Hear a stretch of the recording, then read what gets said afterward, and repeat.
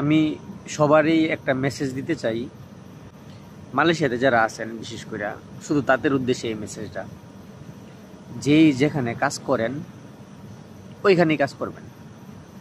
যদি আপনার কাজ শেষ হয়ে যাগা, আপনার ওইখানে বাধ্যতামূলক অন্য কোনো জায়গায় যাইতে হইব, তাইলে যাইবেন।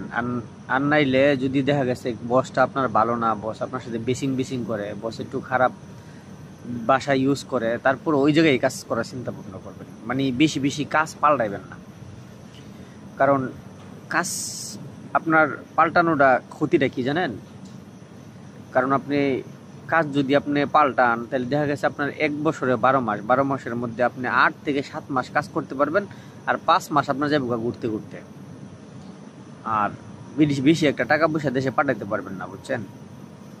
যার ফলে পরবর্তীতে হয়তো দেখা গেছে 10 বছর পর 10 বছর বিদেশ করলেন, বিদেশ করার পরে দেখলেন আপনি কিচ্ছুই করতে পারলেন না। আমার মতো কি, আমি প্রথম মালয়েশিয়া এসে এরকম করছিলাম, খালি ঘুরতাম ব্যাগ লইয়া, যে কোনো জায়গায় কাজে যেতাম, ভালো না লাগলে কাজ ছেড়ে যেতাম গা কিছুদিন কইরা কইরা।